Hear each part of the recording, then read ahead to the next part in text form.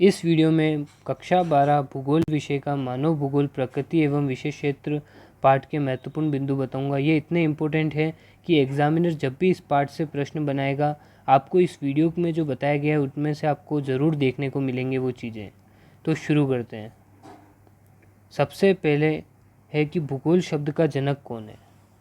तो भूगोल शब्द की बात करी जा रही है। यहाँ पे बच्चे कंफ्यूज हो जाते हैं कि भूगोल का जनक और भूगोल शब्द का जनक। भूगोल शब्द किसने दिया था, वो तो है इरेटोस्थनीज। भूगोल शब्द के जनक कौन है, इरेटोस्थनीज। और भूगोल का जनक कौन है, तो भूगोल के जनक है हिकेटियस। भूगोल के जनक कौन है, हिकेटियस। और आधुनिक मानव भूगोल के जनक कौन है, भूगोल के जनक तो होगी हिकेटियस, भूगोल शब्द के जनक होगी इरेटोस्थनीज। पर आधुनिक मानव भूगोल के जनक कौन है, तो वो है फ्रेडरिक रेटजेल। कौन है, फ्रेडरिक रेटजेल, जो जर्मन भूगोलवेत्ता है। और इन्होंने, फ्रेडरिक रेटजेल ने एक पुस्तक लिखी थी जिसका नाम है एंथ्रोपोजियोग्राफी। तो ये भी पूछ लेता है आपसे एग्जाम में कि फ्रेडरिक रेटजेल ने लिखी हुई पुस्तक का नाम बताइए, या फिर एंथ्रोजियोग्राफी पुस्तक किसने लिखी है, तो आपको बताना है फ्रेडरिक रेटजेल। आगे चलते हैं। भूगोल का केंद्र बिंदु है, ये आपसे एग्जाम में पूछ लेता है कि भूगोल का केंद्र बिंदु क्या है। तो भूगोल का केंद्र बिंदु है स्थान। जैसे इतिहास का केंद्र बिंदु क्या होता है, इतिहास का केंद्र बिंदु होता है टाइम, मतलब समय। वैसे ही भूगोल का, ज्योग्राफी का केंद्र बिंदु क्या है, प्लेस, यानी स्थान। मानव भूगोल की प्रकृति का केंद्र बिंदु क्या है, जैसे इसमें पहले हमने बोला कि भूगोल का केंद्र बिंदु क्या है, तो वो तो है स्थान। पर मानव भूगोल की प्रकृति का केंद्र बिंदु क्या है, तो वो है मानवीय क्रियाकलाप। क्या है, मानवीय क्रियाकलाप, यानी मानव जो क्रियाकलाप करता है वही मानव भूगोल की प्रकृति का केंद्र बिंदु है। आगे ये प्रश्न भी पूछ लेता है, और ये आपसे फर्स्ट टेस्ट में भी पूछा गया है अभी प्रथम मूल्यांकन प्रपत्र में, कि हंटिंगटन के अनुसार भूगोल का अध्ययन क्षेत्र को कितने भागों में बांटा है।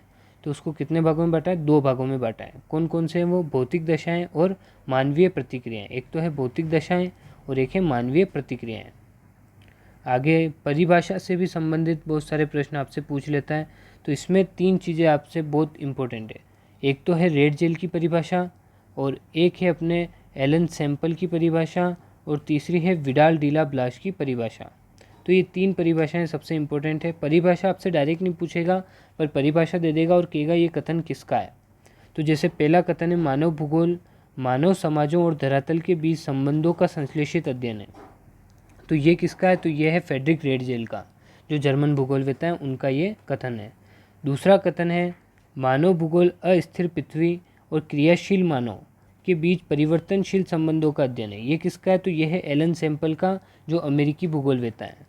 और अगला है हमारा, हमारी पृथ्वी को नियंत्रित करने वाले भौतिक नियमों तथा इस पर रहने वाले जीवों के मध्य संबंधों के अधिक संश्लेषित ज्ञान के से उत्पन्न संकल्पना। तो ये किसकी है, तो पॉल विडाल डीला ब्लास की, जो क्या है, फ्रांसीसी भूगोलवेत्ता। अब आप इसको कैसे पहचानोगे, तो वो देखिए आप इसमें देखो, आप देख रहे हो कि मानव भूगोल मानव समाज और धरातल के बीच संबंधों का संश्लेषित अध्ययन की बात कर रहा है, ठीक है ना, कि संश्लेषित अध्ययन की बात कर रहा है संबंध के। तो वो तो होगी रेटजेल की परिभाषा, जो हमारे जर्मन भूगोलवेत्ता है। और जब आप दूसरी देखो, तो इसमें देखना आप कि इसमें क्रियाशील जब शब्द आप देख लो या परिवर्तनशील देख लो, ठीक है ना। इसमें अस्थिर पृथ्वी बताया, पृथ्वी स्थिर नहीं रहती और मानव भी क्रियाशील है, घूमता रहता है। तो क्रियाशील शब्द देख लो या अस्थिर पृथ्वी देख लो, तो आप इस पर क्या टिक कर दोगे, एलन सैंपल पे, तो जो अमेरिकी भूगोलवेत्ता है। अगला आप देखिए, इसमें अगर देखो कि पृथ्वी को नियंत्रित करने वाले भौतिक नियम शब्द आप देख लो, तो उसमें विडाल डीला ब्लास आपको टिक करना है। जो भौतिक नियमों की बात करी जा रही है, तो वो विडाल डीला ब्लास ने करी है, जो फ्रांसीसी भूगोलवेत्ता है। आगे चलते हैं। भूगोलवेत्ता ग्रिफिथ टेलर ने एक नई संकल्पना प्रस्तुत की, जो 2 विचारों जैसे पर्यावरणीय निश्चयवाद और संभववाद के बीच का मध्य मार्ग को परिलक्षित करती है। तो पहला प्रश्न तो ये बनेगा कि पर्यावरण निश्चयवाद और संभववाद के बीच के मार्ग को कौन सी परिभाषा परिलक्षित करती है। तो आपको बताना है उस परिभाषा का नाम, तो वो है नव निश्चयवाद, या फिर रुको और जाओ निश्चयवाद भी कहा जाता है। और ये परिभाषा किसने दी थी, तो ये परिभाषा दी थी ग्रिफिथ टेलर ने, जो अमेरिकी भूगोलवेत्ता है। इस परिभाषा के जनक कौन है, ग्रिफिथ टेलर। रुको और जाओ निश्चयवाद या फिर नव निश्चयवाद। अब आप इस विचारधारा को भी थोड़ा सा देख लें। निश्चयवाद की बात की जा रही है, तो इसमें प्रकृति को सर्वोपरि बताया गया है। मतलब पृथ्वी, यानी जो प्रकृति है वो सबसे ऊपर है मानव से भी, तो प्रकृति अपने अनुसार मानव को ढालती है, ठीक है ना। और इसमें अब बताया गया है संभववाद में कि मानव भी प्रकृति पर विजय प्राप्त कर सकता है अगर उसके नियमों का पालन करे तो। ये किसकी थी? विडाल डिला ब्लास की थी। निश्चयवाद के समर्थक कौन है? तो ग्रिफिथ टेलर और एलन सैम्पल। एक और बात बताता हूँ, एलन सैम्पल जो हमने बात करी थी ये, तो ये अपने ग्रिफिथ टेलर की शिष्य है, ठीक है ना। ग्रिफिथ टेलर इनके गुरु हैं एलन सैम्पल के। ये जर्मन के हैं। इस रेड जेल को आप मतलब अमेरिका का मत समझ लेना, जैसे ये इसकी शिष्य है तो ये अमेरिका का ही, तो ये भी अमेरिका का है, नहीं। रेड जेल किसके हैं? जर्मन के हैं। और ये अमेरिकी भूगोलवेत्ता हैं एलन सैम्पल, ठीक है ना। और यहाँ पे हमने जैसे बात कर रहे थे कि निश्चयवाद तो पर्यावरण पे जोड़ देती है, मतलब प्रकृति पे, और संभववाद किस पे? मानव को। और नव निश्चयवाद जो ग्रिफिथ टेलर की है, इनकी जो है नव निश्चयवाद या रुको और जाओ, तो ये विचारधारा किस पे जोड़ देती है? इन दोनों पे, यानी इन दोनों ही को ही प्रभावी बताया गया है इसमें। अगला प्रश्न यहाँ से भी पूछ लेता है, मानवतावादी, आमूलवादी और व्यवहारवादी विचारधाराओं का उदय किस काल में हुआ है, किस दशक में हुआ? तो 1970 के दशक में ये इसका उदय हुआ।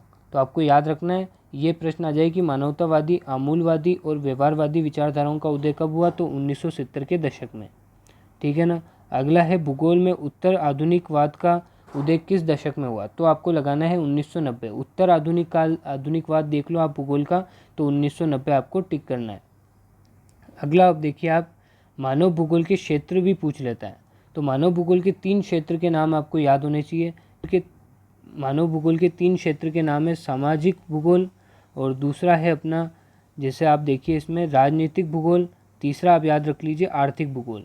ये 3 नाम आप याद रख लीजिए, सामाजिक भूगोल, राजनीतिक भूगोल और आर्थिक भूगोल। बाकी इसके अलावा भी है, जैसे नगरीय भूगोल हो जाएगा, जनसंख्या भूगोल, आवास भूगोल, ठीक है ना। अब इसमें भी देखिए आप कि इसके भी उपक्षेत्र पूछ लेता है, मतलब इसके सामाजिक भूगोल के अंदर की चीज़ें, तो उसके अंदर कौन कौन से विषय हैं, तो इसमें भी आप 3 नाम याद रख लीजिए सामाजिक भूगोल के। तो वो 3 नाम क्या हो जाएंगे? एक तो आप ये याद रख लीजिए सांस्कृतिक भूगोल, समाज से आपको याद आ जाएगा संस्कृति का, तो सांस्कृतिक भूगोल।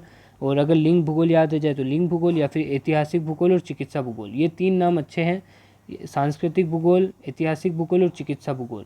ये 3 नाम आप याद रख लीजिए, सामाजिक भूगोल के उपक्षेत्र हैं। और राजनीतिक भूगोल का उपक्षेत्र में सैन्य भूगोल का पूछ लिया था, तो वो किसका उपक्षेत्र है? तो राजनीतिक भूगोल का, जैसे प्रथम मूल्यांकन प्रपत्र में आ गया था। तो निर्वाचन भूगोल भी राजनीतिक भूगोल में आता है, ये भी आप याद रख लीजिए। आगे देखिए आप, आर्थिक भूगोल के भी 3 क्षेत्र याद रख लीजिए। आर्थिक भूगोल मतलब धन से संबंधित है, तो कृषि भूगोल, उद्योग भूगोल या पर्यटन भूगोल समझ लीजिए, संसाधन भूगोल आप याद रख लीजिए। इसके अलावा विपणन भूगोल या फिर अंतर्राष्ट्रीय व्यापार का भूगोल, ये भी आप देख सकते हैं। तो कैसी लगी आपको वीडियो, कमेंट बॉक्स में ज़रूर बताएं, और बताएं कि हम नेक्स्ट वीडियो किस